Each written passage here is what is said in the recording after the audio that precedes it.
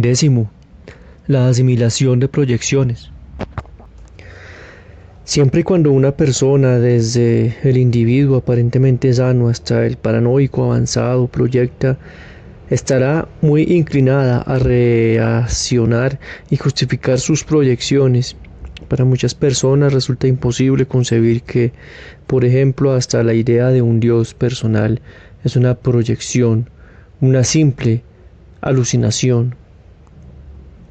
El síntoma de aquel paciente que padecía una agonía de miedo a que un día una teja cayera sobre él fue anulado como podía esperarse. Indicaba una situación no concluida cuya terminación se mantenía en suspenso a través de la proyección de la piedra que caía. Abrigaba el deseo de arrojar una piedra a un enemigo y cambió su actividad persecutoria en la pasividad de estar angustiado por el miedo de una piedra que cae. Este ejemplo demuestra que aunque él proyectaba sus deseos de muerte para ahorrarse sentimientos de culpa, en su mente consciente dejó de ser un asesino en potencia, no logró realizar su propósito, que era disminuir su sufrimiento. Por el contrario, al reaccionar como si la proyección fuera una realidad, sufría más agonía de la que hubiera podido causar los sentimientos de culpa. Al proyectar, cambiamos todo el campo ambiental. Por ejemplo, después de haber proyectado nuestros deseos de omnipotencia, actuamos como si el Dios omnipotente fuera una realidad que pudiera realizar todos los milagros que nosotros quisiéramos ser capaces de realizar. Este Dios puede llegar a ser una realidad tal que cambiamos todo nuestro comportamiento y carácter para no ser castigados por esta creación de nuestra imaginación. Este cambio reactivo coincide con otro que se da dialéctica y simultáneamente. No solo cambia el campo ambiental, sino también el campo intraorgánico. En el último, la omnipotencia se transforma en impotencia, pero esto no es muy correcto, ya que en esta descripción los dos cambios están aislados, mientras que en la realidad tan solo se realiza un cambio que implica los aspectos del campo ambiental intraorgánico. Si de una jarra se vierte líquido en un vaso, el vaciarse de la jarra y el llenarse del vaso se realizan simultáneamente. La reacción del paciente frente a sus proyecciones en la situación psicoanalítica es muy perturbadora, pues la interferencia proyectada genera un grave obstáculo para la comprensión entre analista y paciente. Lo que suele suceder la mayoría de los casos en la situación analítica y naturalmente en todas las situaciones similares de la vida diaria es esto. El psicoanalista descubre algo que quiere que el paciente incorpore. Señala cierto comportamiento, digamos el morderse las uñas. Supongamos que nuestro paciente condenaba este hábito, pero que sus intentos para reprimirle no han tenido éxito.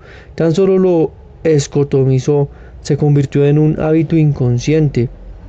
El objetivo del analista es hacer de esta actitud específica una figura en la que se concentre y la maneje. Desea añadir conciencia para facilitar la eliminación de esa actitud específica. Sin embargo, el paciente confunde la actitud analítica científica con una moralista, proyectando su propia inclinación a moralizar, a condenar y a interferir en el analista. Como él mismo desaprueba el morderse las uñas, se imagina que el analista hace lo mismo, entonces reacciona ante su proyección como si el analista y no él mismo lo desaprobara. Está avergonzado y de esta forma interfiere consigo mismo y pretende reprimir u ocultar su comportamiento desagradable en vez de discutirlo abiertamente. El resultado es que en vez de expresar y eliminar su rasgo indeseado, lo convierte de nuevo en subterráneo. Es posible que pasen muchas semanas antes de que vuelva a aparecer.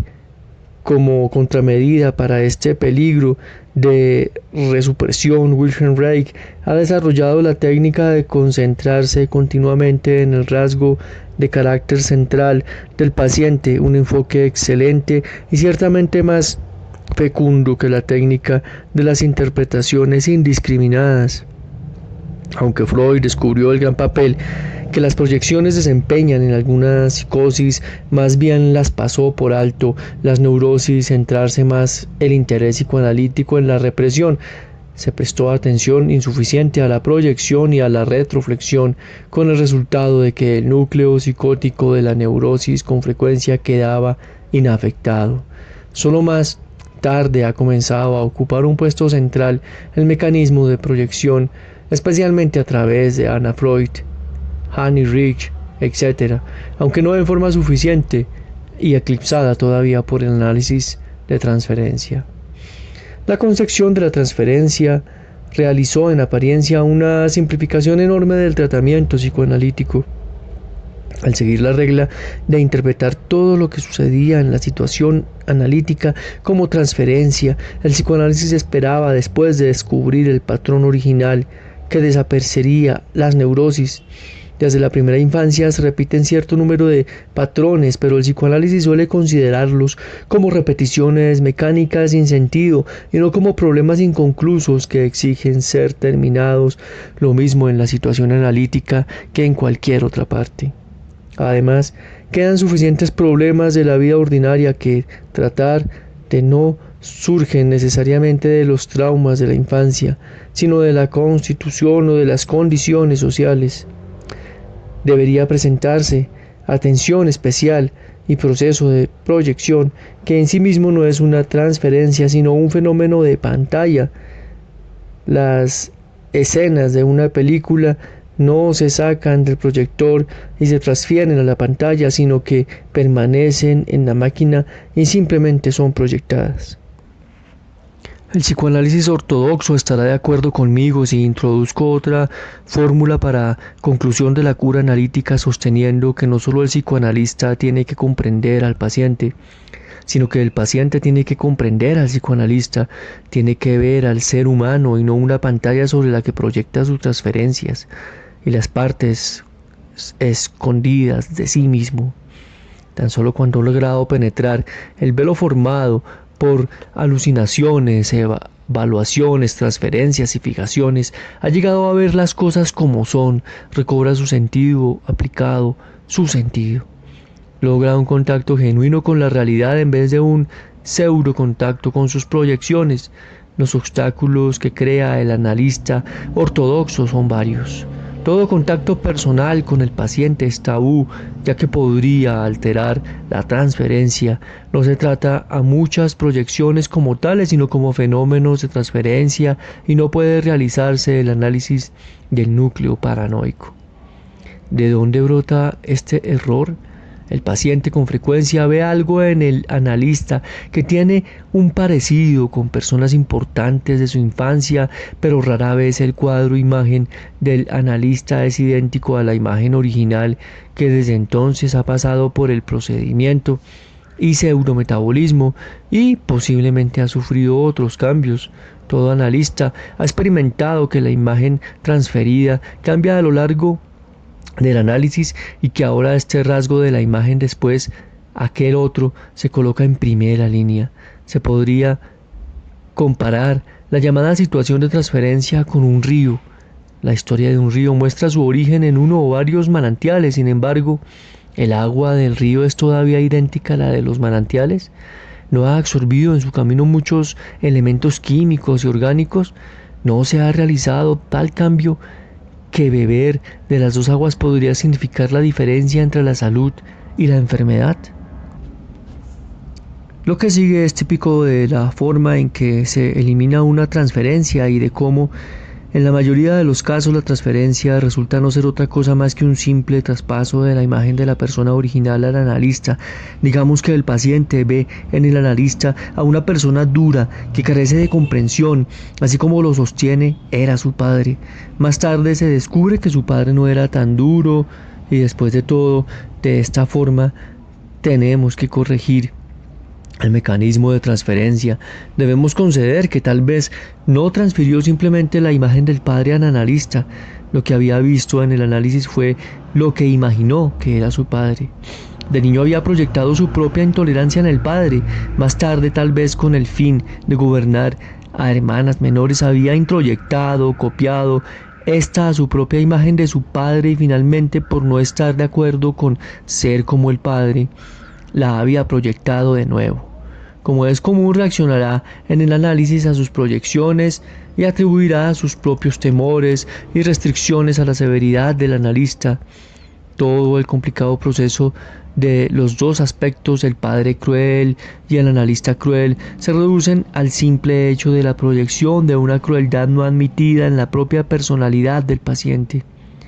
Dicho de otra forma, manejar la transferencia equivale a una complicación innecesaria, equivale a una pérdida de tiempo. Si puedo tomar agua de la llave de mi habitación, no es necesario que baje al pozo. Como de ordinario, realizaremos nuestra tarea por pasos. Y el primero es la toma de conciencia de las proyecciones. Del mismo modo que usted se sorprendió cuando mencioné que no tenía conciencia del hecho de que no se encuentra en sus comidas, así negará ahora el hecho de que es un proyector. Pero realice un esfuerzo serio e investigue si está libre de la proyección. Las proyecciones pueden darse en todas partes. Ya señalé antes la proyección intraorgánica de la agresión sobre la conciencia. He mencionado también el caso de que proyectaban las funciones del ego sobre los genitales. Las proyecciones intraorgánicas, junto con una actitud de maniquí, constituyen salvaguardas contra la proyección paranoica y con mucha frecuencia puede uno ver cómo el carácter obsesivo lleva a cabo una lucha interminable entre el perseguidor y la vida dentro de sí mismo. Se responde a una exigencia por parte de la conciencia con un intento determinado por parte de la personalidad restante de obedecer, pero a esto sigue muy pronto la derrota de la conciencia. De ahí proceden acrecentados sentimientos de culpa, superimpuestos por exigencias cada vez más pesadas de la conciencia, así ad infinitum. Hay una esfera en la que no resulta difícil descubrir las proyecciones, el mundo de los sueños. Hay al menos dos clases de sueños, agradables y desagradables. Los sueños agradables son consumaciones directas o indirectas de situaciones incompletas, coinciden con la realización de los deseos en la terminología de Freud. Los sueños desagradables contienen invariablemente proyecciones. Su prototipo mejor conocido es la pesadilla. La persona o animal que predomina en la pesadilla es siempre una parte no deseada de uno mismo. Cuando usted sueña que lo muerde una serpiente venenosa, podría ser correcto interpretar la serpiente como un símbolo fálico agresivo, pero resulta más útil buscar la serpiente venenosa escondida en su propio carácter. Cuando no se expresa la agresión dental, sino que se proyecta a usted, se encontrará en sus sueños perseguido por perros, leones y otros animales que simbolizan el morder. Los deseos proyectados del ser un ladrón, un asesino, un policía u otros ideales pueriles aparecerán en el sueño como miedo de ser asaltado o arrestado. La naturaleza proyectiva de partes del sueño es más fácil de captar en la mayoría de las demás proyecciones, mientras que en la proyección ordinaria se confunden partes del mundo exterior con lo que en realidad es intraorgánico. En el sueño encontramos un punto cero, el conocimiento de que el sueño se realiza dentro de nuestro organismo, pero que al mismo tiempo tiene la cualidad de realizarse en el mundo exterior. Después del primer paso, percibir la existencia de proyecciones, y el segundo, reconocer que pertenecen a la propia personalidad de usted, tiene que asimilarlas. Esta asimilación es la curación misma de todas las tendencias paranoicas. Si usted simplemente introyecta lo proyectado, solo aumenta el peligro de llegar a ser paranoico. Por ello debe entrar hasta el núcleo del sentido de toda proyección. Si usted se siente perseguido por un policía y simplemente le introyecta, entonces se imagina que es un policía o quiere llegar a serlo. Por otro lado, una asimilación apropiada demostrará que usted quiere vigilar o castigar a ciertas personas. Si sostiene que es un oso, se le dará el certificado de loco. Pero es algo muy distinto cuando expresa el sentido de esa identificación y dice que tiene tanta hambre como un oso. Una persona proyectó el deseo de amedrentar a su esposa y tuvo un sueño en la que la perseguía un toro. El primer paso podría constituir un interesante pasatiempo intelectual, aceptar que bajo ciertas condiciones le gustaría ser un ladrón o un policía, pero la reidentificación real con el perseguidor podría resultar difícil. La resistencia introducida por la proyección se presentará en cuanto intenta considerar todas las consecuencias de ser usted mismo un espantajo. No es fácil admitir cuando usted tiene sueños aterradores, que encuentra un placer diabólico en aterrar a los demás, o que es fina serpiente venenosa o un antropófago. Los dibujos de los sueños de las siguientes páginas son muy instructivos. El que soñaba tenía una grave psiconeurosis, tenía ideales religiosas de ser humilde y generoso. Era incapaz de devolver el golpe cuando se le atacaba, proyectaba en amplia medida su agresión. El resultado, una neurosis y ansiedad, ejemplificada en la pesadilla del primer grabado. Ni siquiera es visible el agresor, el tren. En el segundo cuadro encontramos la solución.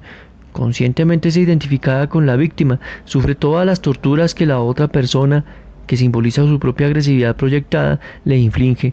En realidad, tenía una vena sadista muy fuerte, aunque reprimida. La dificultad para anular proyecciones religiosas está en la turbación para confesar ciertas ideas de omnipotencia, como por ejemplo lo lía expresado Heine. Si yo fuera el Dios Todopoderoso y estuviera sentado en el cielo. No nos imaginamos con frecuencia que somos Dios, pero muy pocos son los que en alguna ocasión no han dicho: si yo fuera un dictador, entonces... En la gente, y sin duda en cada neurótico, hay una dificultad de carácter en la que la anulación de proyecciones resulta especialmente útil. Es esta la necesidad de afecto, admiración y amor, y afecta ante todo al carácter narcisista de este tipo descrito con gran detalle por K. Horney.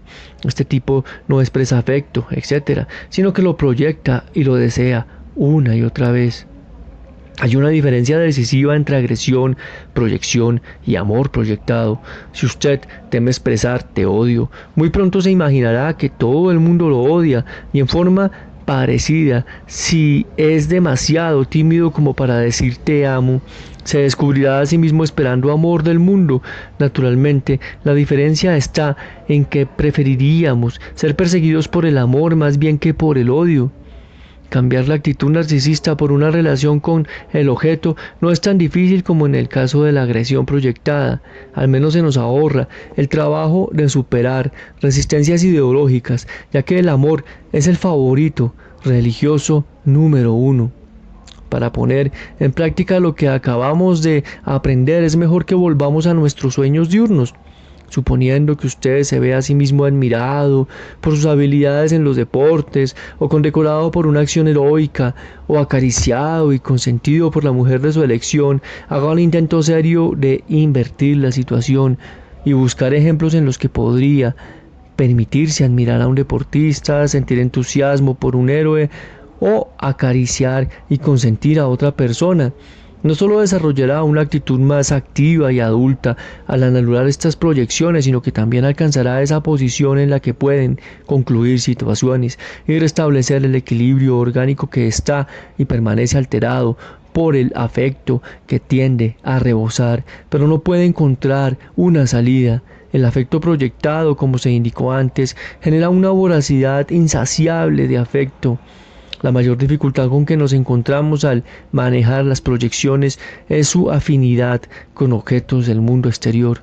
Cuanto más poder de razonamiento tiene uno, más teme imaginar cosas. Por ello, racionalizará las proyecciones, las justificará encontrando pruebas y correlaciones en el mundo exterior. Como en este caso, coincide la actividad proyectiva y la formación fondo, figura, intereses, desarrollará una aptitud pavorosa para describir los objetos que corresponden a la proyección. Con frecuencia es suficiente una manera selectiva de algunos aspectos y la escotinización de otras, actitud monovalente, para realizar una distorsión paranoica. En este caso podemos hablar de paranoia selectiva, que es la peor solución posible del conflicto que de ambivalencia. Si usted busca razones, siempre las puede encontrar.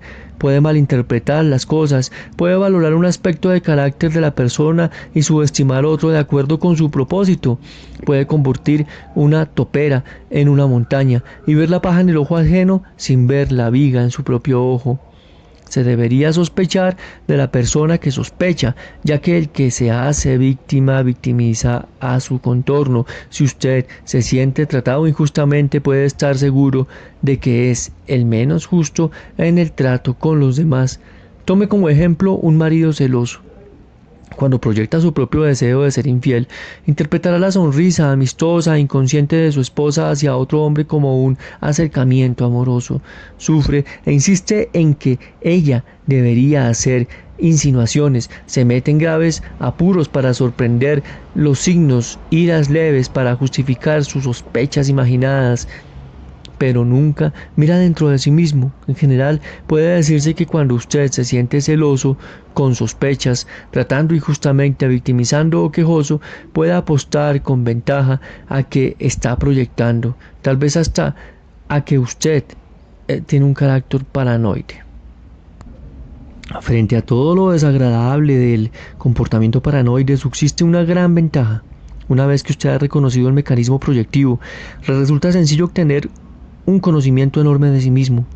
En la represión, partes importantes de la personalidad se ocultan a la vista y tan solo pueden reconquistarse después de atravesar los grandes muros de la resistencia. Y aún entonces, como yo mismo he experimentado al encargarme de análisis medio terminados, puede ser que las partes liberales no se incorporen todavía a las personalidades conscientes, sino que con frecuencia se proyectan. Una vez que usted puede leer el libro de las proyecciones, una vez que comprende el significado de Tatuanasi, tú eres yo, tiene la oportunidad de ampliar enormemente la esfera de su personalidad. Sin embargo, aunque sea valioso reconocer y asimilar el mayor número posible de proyecciones, constituirla una interminable tarea de Sísifo mientras persista la tendencia a proyectar. Para eliminar esta tendencia se requieren 2 pasos más. El primero es suprimir la frigidez anal y oral con el fin de establecer la frontera adecuada entre la personalidad y el mundo exterior. Esta tarea requiere un tratamiento más extenso y ya tratamos de ella en capítulos anteriores y en el próximo la elaboraremos aún más. El segundo es aprender a expresarse uno mismo con plenitud. Anteriormente he indicado que existe un estado prediferente sin nombre de proyección y expresión, y el destino de una personalidad depende en amplia medida de que el desarrollo tome el camino de proyección o expresión. Las personas capaces de expresarse no son paranoicas y los paranoicos no se expresan adecuadamente. Las expresiones aparentes a esta regla son las explosiones de temperamento, las olas de agresión de carácter paranoico. Estas olas no son una expresión genuina. Su hostilidad mal dirigida, que puede ser muy peligrosa debido a la dirección equivocada, no llevan a una conclusión. El conflicto específico en las superficies son defensas agresivas frente a las propias proyecciones de paranoico, y en el nivel biológico intentos de reincorporación.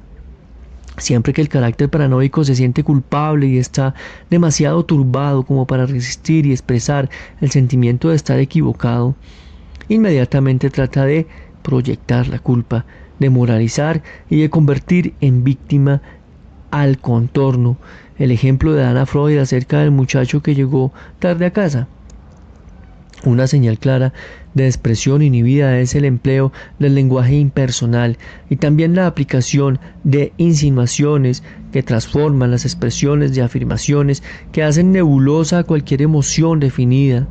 Estas insinuaciones son creo, usted ve, me pregunto, me parece, etc. Trate de hablar sin estos adornos e inmediatamente se enfrentará a resistencias, turbaciones, intentos de cambiar la formulación o a permanecer del todo en silencio. Si usted quiere aprender a autoexpresarse, exprésese primero en la fantasía en cuanto sienta una resistencia.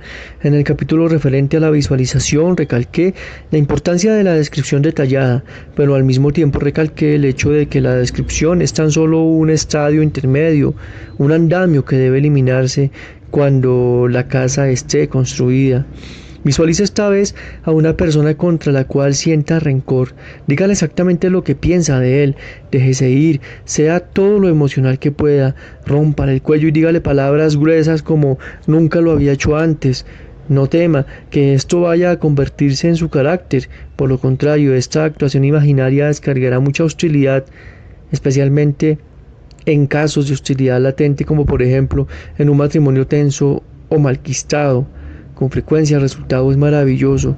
En vez de que usted se obligue a ser amable y ocultar su irritabilidad detrás de una máscara de cortesía, aclara la atmósfera. No obstante, con frecuencia esta acción imaginaria será insuficiente, especialmente si en su fantasía usted hace a un lado el miedo que experimenta a ponerse cara a cara con su enemigo. Después de que se haya calmado del próximo paso, el más importante, dese cuenta de que durante todo el tiempo ha estado luchando con su propio yo. Tan solo recuerde la paja y la viga.